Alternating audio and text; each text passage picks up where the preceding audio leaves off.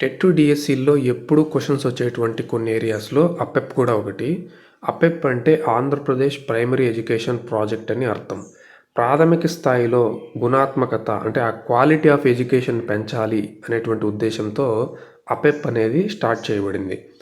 ఇది మనకి ఎక్కడొస్తుందంటే మనం ఏ మెథడాలజీ చదివినా కూడా కృత్యాధార పద్ధతి అని ఒకటి ఉంటుంది. ఓకేనా? యాక్టివిటీ బేస్డ్ మెథడ్ టీచింగ్ మెథడ్స్లో కృత్యాధార పద్ధతి చదివేటప్పుడు దానికి ఎక్కువ ప్రయారిటీ ఇచ్చినటువంటి ఒక పథకం ఏంటి అంటే Andhra Pradesh primary education project. So when ever you study the activity based method you must study Andhra Pradesh primary education project. అర్థమైందా? ఈ అపెప్ అనేది కృత్యాధార పద్ధతిలో 6 ముఖ్యమైనటువంటి సూత్రాలను ప్రపోజ్ చేసిందనమాట. ఈ సూత్రాలని టీచర్ ఖచ్చితంగా తెలుసుకొని ఉండాలి, వాటి మీనింగ్ కూడా తెలుసుకొని ఉండాలి. నేను ఎక్స్ప్లెయిన్ చేస్తాను, చూడండి. 6 సూత్రాలు ఏమిటి, దాని అర్థం ఏంటనేది చూద్దాం. 1. ఉపాధ్యాయుడు అభ్యసన సన్నివేశాలు కల్పించాలి. అభ్యసన సన్నివేశాలు అంటే ఏంటండి? నేను చెప్తాను.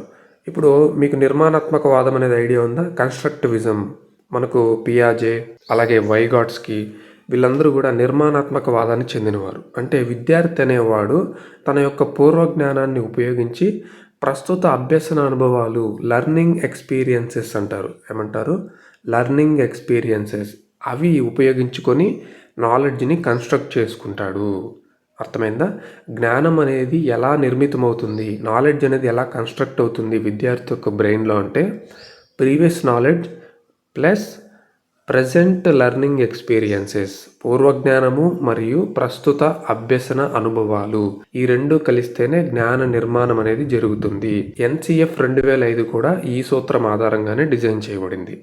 ఫస్ట్ పాయింట్ ఇక్కడ ఏం చెప్తుంది అపెప్ అంటే, ఉపాధ్యాయుడు అనేవాడు ఒక సౌలభ్యకర్తగా ఉంటాడు. విద్యార్థి అనేవాడు తనంతకు తానుగా జ్ఞానాన్ని కన్స్ట్రక్ట్ చేసుకుంటాడు.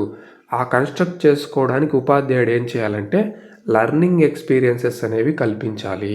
ఇప్పుడు మీకు అర్థమైంటుంది పాయింట్ నెంబర్ 1. ఓకేనా? Now will go to second point. కృత్యాలు, అన్వేషణ, ప్రయోగాల ద్వారా అభ్యసనాన్ని అభివృద్ధి చేయడము.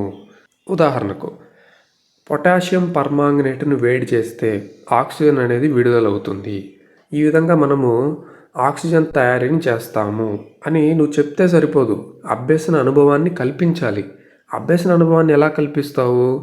నువ్వు అన్ని ల్యాబ్కి తీసుకెళ్ళి పొటాషియం పర్మాంగనేట్ని పరీక్ష నాళికలో వేసి దాన్ని హీట్ చేసిన తర్వాత పరీక్ష నాళిక మూతి ఎంట్రన్స్ ఏదైతే ఉంటుంది కదా, అక్కడ ఒక అగ్గిపుల్లని, వెలుగుతున్న అగ్గిపుల్లని అక్కడికి తీసుకొస్తే అది మరింత కాంతివంతంగా మండుతుంది. ఓకేనా? ఎక్కువగా మంటకు దోహదపడేటువంటి వాయువు ఏది? ఆక్సిజన్. కాబట్టి అక్కడ ఆక్సిజన్ విడుదలయ్యింది అని ప్రయోగాత్మకంగా విద్యార్థి అభ్యసన అనుభవాన్ని పొంది జ్ఞానాన్ని కన్స్ట్రక్ట్ చేసుకున్నాడు. ఇలా కృత్యాల ద్వారా, అన్వేషణ ద్వారా, ప్రయోగాల ద్వారా అభ్యసనాన్ని అభివృద్ధి చేయాలి. ఎవరు? టీచర్ గారు. తర్వాత వ్యక్తిగత, సామూహిక, పూర్తి తరగతి పని లేదా కృత్యాలను అభివృద్ధిపరచడం. ఓకే, యాక్టివిటీస్ నువ్వు ఇస్తావు కదా, యాక్టివిటీస్ ఎలా ఇవ్వాలి అంటే ఇండివిజువల్ యాక్టివిటీస్ ఉంటాయి, గ్రూప్ యాక్టివిటీస్ ఉంటాయి, హోల్ క్లాస్ యాక్టివిటీస్ కూడా ఉంటాయి అన్నమాట. వీటిని నువ్వు సందర్భానుసారంగా ఉపయోగించాలి. ఉదాహరణకు నువ్వు ఫ్రాక్షన్స్ బోధిస్తున్నావు. ఫ్రాక్షన్ అంటే అర్థం ఏంటి? ఏదైనా ఒక వస్తువులో లేదా విషయంలో ఈక్వల్ పార్ట్స్, దాన్నే ఫ్రాక్షన్ అంటాం. ఒక జామకాయ తీసుకొని నువ్వు 4 ఈక్వల్ పార్ట్స్ చేస్తున్నావు. అందులో ఒకటి తీసి ఒక అమ్మాయికి ఇచ్చావు, అప్పుడు 1/4 అంటాం అనమాట. అలాగే మిగిలిన 2 ఇంకొక అబ్బాయికి ఇచ్చావు, అప్పుడు 2/4 అంటాం. ఇలా నువ్వు ఫ్రాక్షన్స్ అనేది నేర్పించవచ్చు. ఇప్పుడు నువ్వు దీనికి కృత్యాలు ఏమిస్తావు? మీరందరూ గ్రూపులుగా డివైడ్ అవ్వండి, నలుగురు.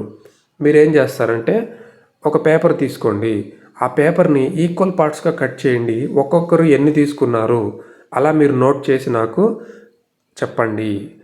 దీన్ని ఏమంటాము? గ్రూప్ యాక్టివిటీ అంటాం.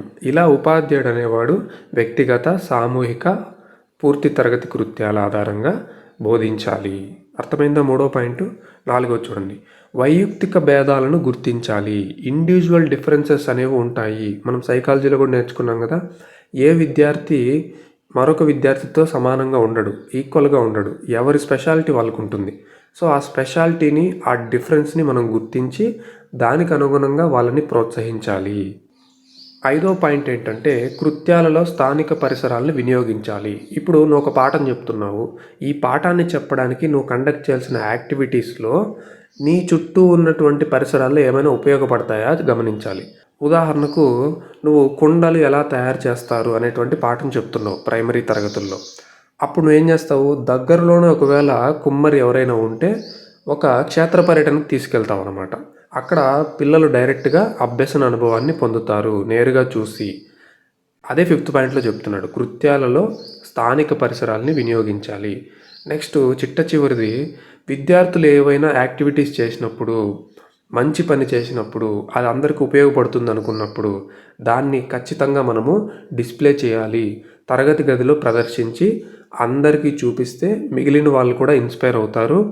ఆ కృత్యం ఎవరైతే చేశారో ఆ విద్యార్థికి అది ఎంకరేజింగ్గా ఉంటుంది. ఈ విధంగా విద్యార్థులు చేసే పనిని ప్రదర్శించి తరగతి గదిని ఆకర్షణీయంగా రూపొందించాలి. ఇలా 6 పాయింట్స్ మనకు అప్పెప్ చెప్పింది. దీన్ని ఎలా గుర్తుపెట్టుకోవాలి సార్ అంటే ఒక ఈజీ ట్రిక్ చెప్తాను చూడండి. ఫస్ట్ పాయింట్ ఏంటి, ఉపాధ్యాయుడు అభ్యసన అనుభవాల్ని కల్పించాలి. ఇది ఫస్ట్ది కదా. అభ్యసన అనుభవాలు అంటే ఏంటి, యాక్టివిటీస్ అయి ఉండొచ్చు, ప్రయోగాలు అయి ఉండొచ్చు, ఫీల్డ్ ట్రిప్స్ అంటే క్షేత్ర పర్యటనలు అయి ఉండొచ్చు. అదే రెండో పాయింట్లో చెప్తున్నాడు. అభ్యసన అనుభవాలు ఏంటివి అనేది రెండో పాయింట్లు. అభ్యసన అనుభవాలు కల్పిస్తున్నప్పుడు కృత్యాలు పెడతావు కదా. కృత్యాలు ఎన్ని రకాలు, మళ్ళీ 3 రకాలు: వ్యక్తిగత, సామూహిక, పూర్తి తరగతి పని. అదే మూడో పాయింట్లో చెప్తున్నాడు. అభ్యసన అనుభవాల్లో కృత్యాలు ఉంటాయి. కృత్యాలు మళ్ళీ 3 రకాలుగా ఉంటాయి. కృత్యాలు చేసేటప్పుడు అందరూ ఒకేలాగా చేయరు, వైయక్తిక భేదాలు అనేవి ఉంటాయి. సో అక్కడ నీకు 4 పాయింట్స్ వచ్చేసాయి ఈజీగా. నువ్వేం బట్టి పట్టాల్సిన అవసరమే లేదు. మరొకసారి చెప్తాను చూడండి. అభ్యసన అనుభవాలు కల్పిస్తావు యాజ్ ఎ టీచర్గా. అభ్యసన అనుభవాలు అంటే ఏంటివి, కృత్యాలు, అన్వేషణలు, ప్రయోగాలు. కృత్యాలు మళ్ళీ 3 రకాలుగా ఉంటాయి. కృత్యాలు చేసేటప్పుడు వైయక్తిక భేదాలు కూడా ఉంటాయి. 4 పాయింట్స్ వచ్చేసాయి కదా. ఫిఫ్త్ది ఏంటి, చుట్టూ ఉన్నటువంటి పరిసరాలను వినియోగించుకోవాలి. ఆరోది ఏంటి, విద్యార్థులు చేసే పనిని మనము ప్రదర్శించి చక్కగా తరగతి గదిని ఆకర్షణీయంగా ఉంచాలి. అంతే, చాలా ఈజీ. ఇప్పుడు దీని మీద వచ్చినటువంటి ప్రీవియస్ క్వశ్చన్స్ చూద్దాము. ఇది ఏపీ టెట్ 2024లో వచ్చినటువంటి క్వశ్చన్. ఆంధ్రప్రదేశ్ ప్రాథమిక విద్యా పథకం సూచించిన మొత్తం అభ్యసన సూత్రాలు ఎన్ని అని అడిగాడు. మొత్తం ఎన్ని సూచించింది, 6 అభ్యసన సూత్రాలను సూచించింది. So option 3 is the correct answer. అప్పెప్ గురించి మీరు ఈ 6 సూత్రాలు గుర్తుపెట్టుకోవాలి. ఏమేమి ఉన్నాయో గుర్తుపెట్టుకోవాలి, ఎన్ని ఉన్నాయో గుర్తుపెట్టుకోవాలి, వాటి మీనింగ్స్ కూడా మీరు గుర్తుపెట్టుకోవాలి. నేను చాలా క్లియర్గా చెప్పాను. మరొకసారి కనుక మీరు వింటే స్పష్టంగా అర్థమవుతుంది. మంచి నోట్స్ తయారు చేసుకోండి. Wish you all the best. Okay, thank you.